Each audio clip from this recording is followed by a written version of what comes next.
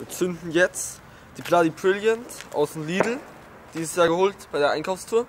Das ist sozusagen die neue Bloody Mary und ab geht's. Ab geht's.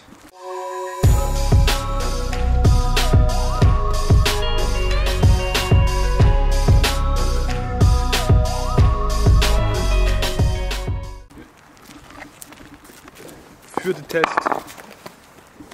Die Bloody Brilliant. Hier geht schon ordentlich ab überall. Gucken wir jetzt. Bloody Brilliant. Die hat Zucker Sicherung.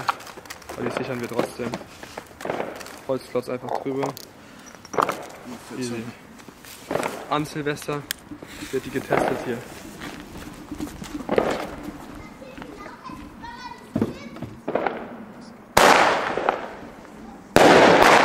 Yo.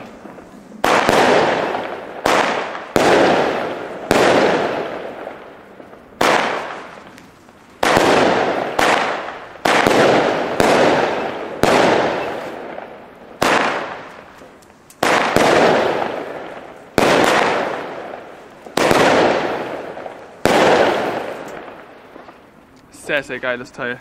Gefällt mir sehr.